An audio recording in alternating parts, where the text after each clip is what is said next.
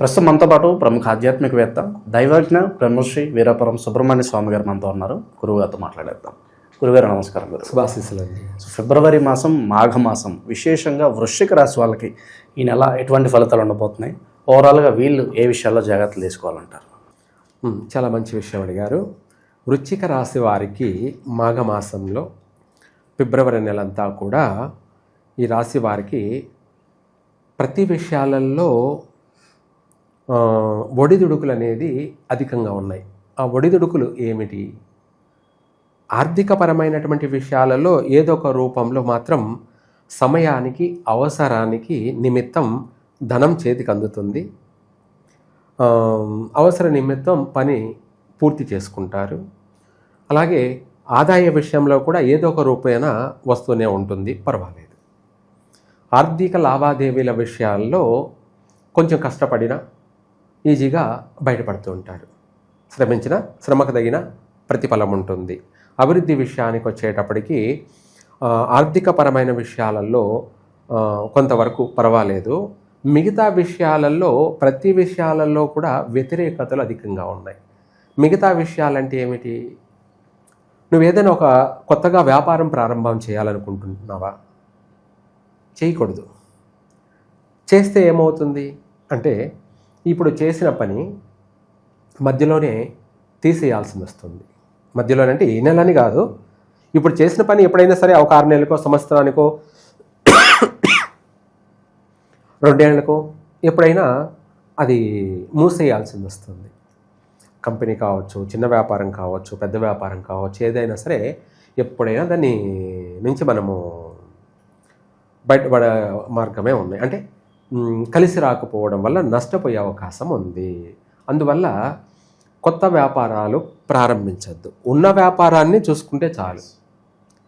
వాళ్ళు చేస్తున్న దాంట్లోనే ప్రస్తుతము ఎలా దాని నుంచి మనము బయటపడాలి, ఎలా మనం దాని నుంచి సక్సెస్ కావాలి, అభివృద్ధి చెందాలి అనే దాని గురించి ఆలోచిస్తే వృశ్చిక రాశి వారికి బాగుంటుంది.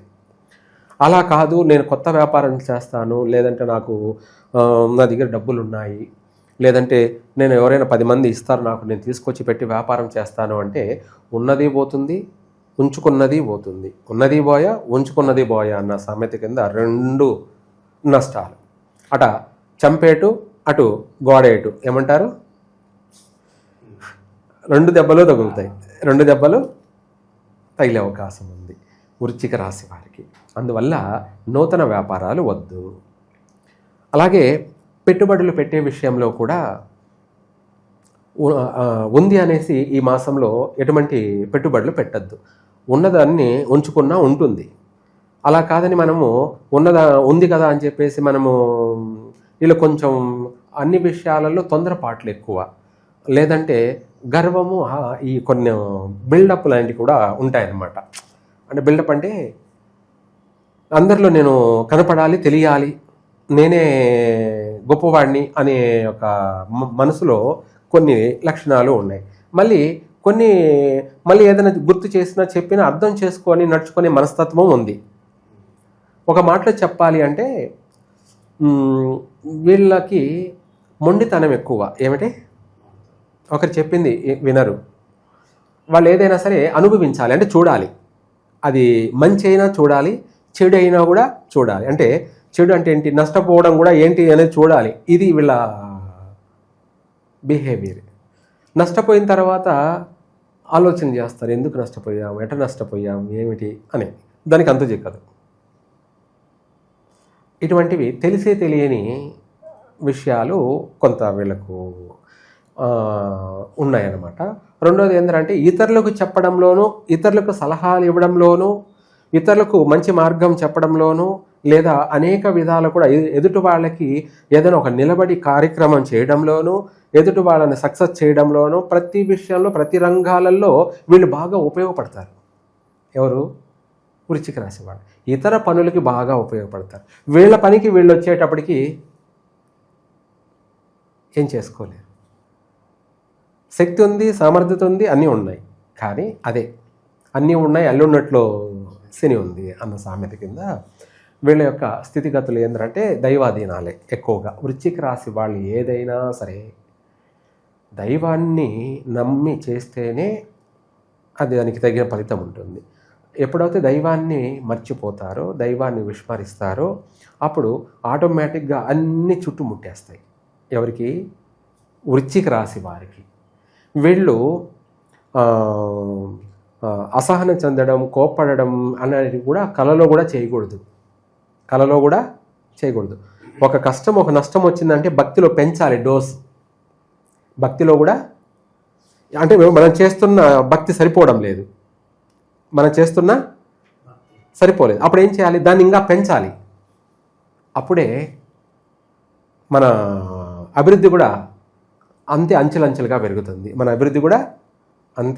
అంచెలంచెలుగా పెరుగుతుంది. వృశ్చిక రాశి వారి యొక్క విధి విధానాలు. ఇంకా చెప్పాలి అంటే కూడా ఈ రాశి వారికి వివాహ విషయాల్లో కొత్తగా ప్రయత్నం చేసేవాళ్ళు చేయొద్దు. ఆటంకాలు ఎదురయ్యే అవకాశం ఉంది, లేదంటే అవమానాలు పాలయ్యే అవకాశం ఉంది, ఇంకా కూడా ఇబ్బందులు ఎదుర్కొనే అవకాశం, ఆర్థికంగా కూడా నష్టపోయే అవకాశము ఉంది, 10 మందిలో మాటపడే అవకాశము ఉందన్నమాట. అందుకనేసి నూతనంగా వివాహ ప్రయత్నాలు వద్దు, కలిసి రావు. ఈ మాసంలో చేయొద్దు, తర్వాత చేసుకోండి, కలిసి వస్తుంది. ఇదే కాకుండా నూతన పెట్టుబడులు పెట్టి వ్యాపారాలు చేయొద్దు. కొత్తగా ఉద్యోగంలో వచ్చిన ఉద్యోగానికి వెళ్ళాలి అంటే దానికి ఏదన్నా పరిహారం చేసుకొని వెళ్ళండి. లేదు, కొత్తగా ఉద్యోగ ప్రయత్నము చేయొద్దు. చేయడం వల్ల లాంగ్ టైం తీసుకునే అవకాశం ఉంది. అంటే ఎక్కువ దీర్ఘకాలికంగా ఉద్యోగాలకు తిరుగుతూనే ఉంటారు, టైర్లు అరిగిపోతుంటాయి, కాళ్ళు చెప్పులు అరిగిపోతూ ఉంటాయి, కానీ ఉద్యోగం మాత్రం రాదు. అట్లా ఎక్కువ సమయం గడిచే అవకాశం ఉంది. ఇదే కాకుండా ఈ రాశి వారు ఆరోగ్య విషయాల్లో కూడా చాలా జాగ్రత్తగా ఉండాలి. ఆరోగ్య విషయాల్లో ఇంకా కూడా ఇబ్బందులు ఉన్నాయి. చాలామందికి ఎక్కువగా కడుపుకు సంబంధించినటువంటి ఆపరేషన్లు అనేటివి జరిగే అవకాశాలు ఎక్కువగా ఉన్నాయన్నమాట. అంటే ఒక్కొక్క సమస్య, కానీ ఎక్కువ శాతం 100కి 50 మందికి కడుపుకు సంబంధించినటువంటి సమస్యలు అధికంగా ఉన్నాయన్నమాట. 50 మంది అనొచ్చు, లేదా 70 మంది కూడా అనొచ్చు. ఏమిటి? స్థాయి ఎక్కువే. అలా ఎక్కువగా ఎప్పుడైనా కావచ్చు. అంటే ఇప్పుడు మామూలుగా చాలామంది ఏం లేదు ఇటువంటివి నాకు అనుకునే వాళ్ళు ఉంటారు కొంతమంది. అంటే అది ఎప్పుడు రావాల సమస్య అనేది వస్తుంది. ఇప్పుడు మామూలుగా చిన్నపిల్లలప్పుడు రాకపోవచ్చు, లేదా యవ్వనంలో రాకపోవచ్చు, ఆ తర్వాత వస్తుంది. కొంతమందికి యవ్వనంలోనే వస్తుంది. ఇట్లా ఒక్కొక్కరికి ఒక్కొక్క వాళ్ళ పుట్టిన సమయాన్ని బట్టి ఉంటుంది తప్ప, అది వ్యక్తిగత జాతకాన్ని తెలుసుకుంటే తెలుస్తుంది తప్ప అందరికీ ఒకసారి కావాలనేం లేదు. మనం ఇప్పుడు చెప్పింది కొంతమంది అందరూ వింటారు, చూస్తారు కదా, నాకు అలాంటివి ఏం జరగలేదే అనుకునే వాళ్ళు ఉంటారు. తప్పేం లేదు, మంచిదే. కొంతమంది జరిగిన వాళ్ళు ఉంటారు. అవి ఏమిటంటే వాళ్ళ యొక్క పుట్టిన సమయము వ్యత్యాసాన్ని బట్టి కొంతమందికి తొందరగా అవుతాయి సమస్యలు, కొంతమందికి ఆలస్యంగా జరుగుతుంది. కానీ వీళ్లకు వృశ్చిక రాశి వాళ్ళకి అధిక సంఖ్య అనేది కడుపుకు సంబంధించినటువంటి ఇబ్బందులు ఉన్నాయి. వాటిని రాకుండానే ముందుగా జాగ్రత్తలు తీసుకోండి. ఏమిటి ఆ జాగ్రత్తలు అంటే, మామూలుగా 18 వయసు తర్వాత పైబడినాక 18 తర్వాత ఎక్కువగా వీళ్ళకి కడుపుకు సంబంధించినటువంటి అపెండిక్షన్స్ సమస్యలు వచ్చే అవకాశం ఉంది. అంటే బాడీ ఓవర్ హీట్ అయిపోయి కడుపు నొప్పి, పెయిన్ ఎక్కువైపోయి, పేగులు ఇన్ఫెక్షన్ అయిపోయి, ఇంకా చెప్పాలంటే పేగులు దిగజారే అవకాశము ఉంది. పేగులు దిగడం అంటే హెర్నియా సమస్యలు అనొచ్చు, లేదంటే ఇన్ఫెక్షన్ అయ్యి గ్యాస్ ఫామ్ అయిపోవడం అనేది కావచ్చు, లేదా పేగులు మడతలు పడడం అని, ఇటువంటి సమస్యలన్నీ కూడా అనేది అధికంగా ఉన్నాయి. కాబట్టి వాటికి సంబంధించి జాగ్రత్తలు తీసుకోవాలి. ఏమిటి ఆ జాగ్రత్తలు అంటే, సమయానుకూలంగా తినాలి ఒకటి. రెండోది ఏంటంటే, బాడీ ఎనర్జీ ఉంది కాబట్టి అనే వదిలేయకూడదు, సమయానుకూలంగా తీసుకోవాలి. ఎక్కువగా వేడి వస్తువులను తినకూడదు. ఎక్కువగా వీళ్ళు ఫైర్ లాంటి వాళ్ళు అనమాట. ఫైర్ అంటే అగ్ని. వీళ్ళ బాడీలో 24 అవర్స్ ఎక్కువగా వీలైనంత వరకు హీట్ అనేది జనరేట్ ఎక్కువగా అవుతూ ఉంటుంది, ఆ స్థాయి పెరుగుతూ ఉంటుందన్నమాట. అందువల్ల దానివల్ల స్టమక్ పెయిన్ ఇటువంటి సమస్యలు అధికంగా వచ్చే అవకాశం ఉంది. కాబట్టి అందుకనేసి ఎక్కువగా వాటర్ తీసుకోవాలి, పళ్ళు తీసుకోవాలి. ఇంకా కూడా చెప్పాలంటే కూరగాయల్లో క్యారెట్, బీట్రూటు, పుదీనా, పచ్చి బఠానీ, కుంకుమ పువ్వు ఇలాంటివి ఎక్కువగా వాడాలి. అవి వాడితే ఏమవుతుందంటే 100% ఆరోగ్యపరంగానే ఉంటారు, ఎటువంటి సమస్యలు రావు, వచ్చిన అవి వెంటనే మళ్ళీ రికవర్ అయిపోతుంటారు. అంటే వచ్చి సంవత్సరాల తరబడి వాటి బారిన పడి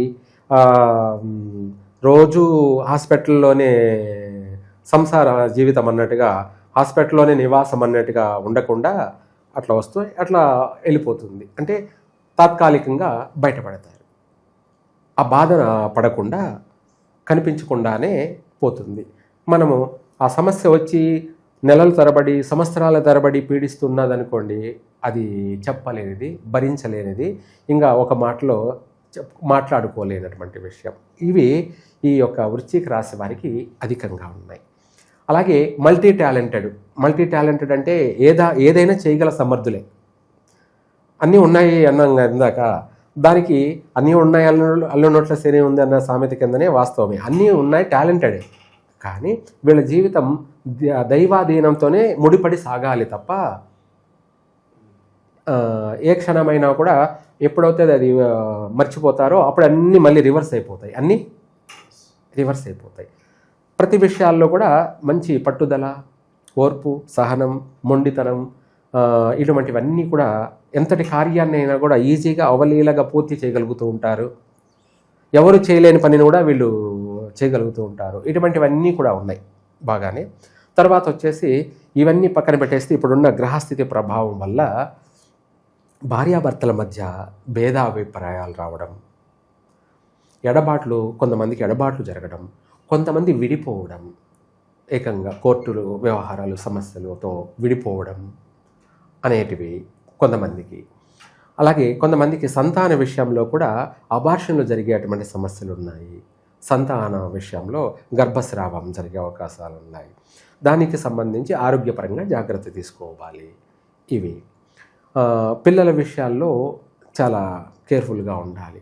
ఎందుకు అంటే మనము 1-2 నష్టపోయామంటే మళ్ళీ వీళ్ళకు చాలా లాంగ్ టైం తీసుకునే అవకాశం ఉంది సంతాన విషయాల్లో.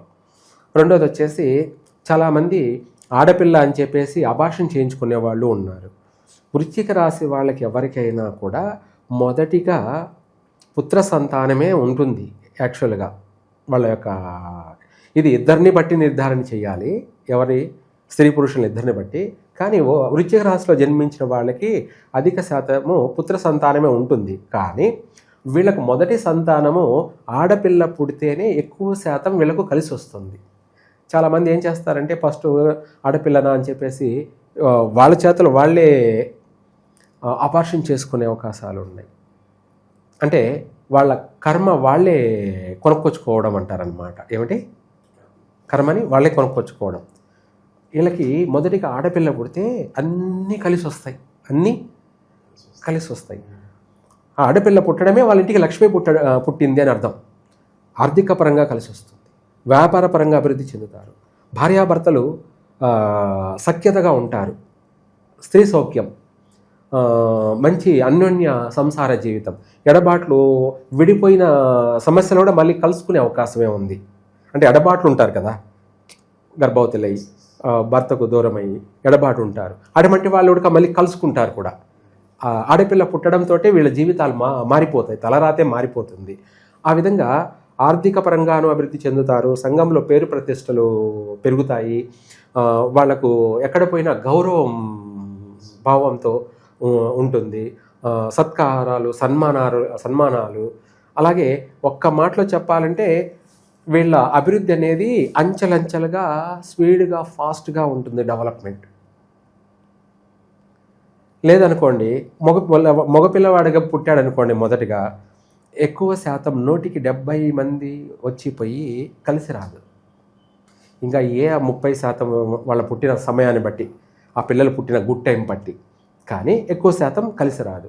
ఆ కలిసి రాకపోవడం ఏమిటి?